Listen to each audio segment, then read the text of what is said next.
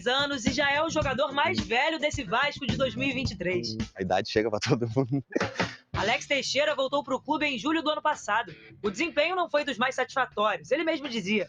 Ainda assim, fez 2 gols importantíssimos para o Vasco na campanha do acesso à Série A. Foram aqueles gols da virada em cima do Operário, no Paraná, em outubro de 2022. Bola dentro da grande área, cruzou de primeira, olha o terceiro! Virou!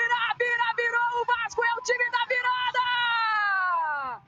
Esse ano, Alex Teixeira já igualou o número de jogos que ele fez ano passado pelo Vasco. Antes, a principal reclamação dele, quando voltou ao clube, era sobre a falta de ritmo de jogo. E agora isso parece ter mudado completamente. Ele é titular do time do Maurício Barbieri e está muito mais participativo. Em 2023, tem 3 gols e 4 assistências. Aí o Alex domina, vai pra cima do Gustavo, bota na cabeça do artilheiro! E esse ano, com calma, eu fiz uma boa pré-temporada, fiz alguns jogos na pré-temporada e isso totalmente mudou o meu ritmo de jogo. Cria da base do Vasco, o Alex agora é uma referência para os jogadores mais jovens. Um deles, Marlon Gomes, renovou o contrato até o fim de 2026. O time segue a preparação para enfrentar o Bahia, segunda-feira, em São Januário, pela 3ª rodada do Brasileirão. Vamos colocar na tela o ranking de torcidas que foi divulgado ontem. O Flamengo está na primeira colocação, com 21,9% da população brasileira torcendo pelo Flamengo. O outro carioca, o próximo carioca é o Vasco na 5ª colocação, com 6,2%. O Fluminense fica em 11º com 3,4%. E o Botafogo em 13º com 2%, a fonte Instituto Atlas Intel. Quem sou eu para discordar ou descrer de pesquisas?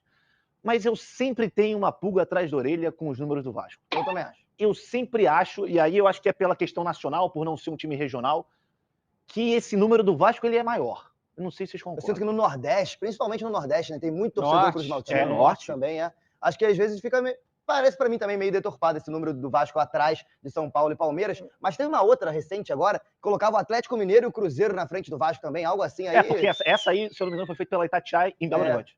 Que me estranha aí só teve entrevista em Minas. Mas assim, você bate o olho, o que você acha mais estranho? Pra mim é Bahia na frente de Inter, Fluminense, Santos e Botafogo. É verdade. Ainda tem isso, é verdade, uma outra coisa pra gente se atentar. Cara, assim, eu gosto quando eu vejo essas pesquisas, eu gosto de saber exatamente como foi feita. E tem uma coisa, você passa ali do Vasco, né, principalmente, tem a margem de erro. Isso. O famoso Fluminense na margem de erro pode sair de 11º para 7º, provavelmente. É uma loucura, né? Então, assim, de fato, você tem que ter um acompanhamento ali de pesquisas, conhecer metodologia, o que eles fazem, né, quais regiões foram, qual faixa etária e tudo mais. Mas, enfim, as pesquisas estão surgindo aí a todo momento. E bem ou mal, não tem uma discrepância, tão assim, grande, uma distância tão grande. Então, é sempre mais ou menos por aí. Mas na metodologia, eu acho que a faixa etária e a região da pesquisa, ela tem que ser bem elaborada. Bem porque não adianta ter pesquisa só aqui na região sudeste. A produção me diz aqui, em 325 cidades brasileiras, 6 mil, foi isso? Em todos os estados? 6.500 torcedores. Não sei se em todos os estados. Mas é porque o Brasil também é gigante, né, cara? É complicado. 6 mil pessoas. 6 mil para um universo tão grande assim. Eu, particularmente, não sei. Daqui a pouco rede social também vai ser uma maneira interessante. Um termômetro, né? Sem dúvida nenhuma. Já que a gente falou de Vasco, vamos colocar na tela o tweet, a opinião dele, Edmundo. Que jogo tivemos no Maracanã contra o Palmeiras? Gostei muito da atuação do Vasco diante do Verdão. O Vasco indo muito bem nesse começo de Brasileirão. Se continuar nesse nível de competitividade, não corre perigo de queda e dá até para sonhar mais alto. Eu concordo com o Edmundo, mas aí eu queria saber de vocês. Esse sonhar mais alto seria o quê? Uma Sul-Americana, uma Libertadores?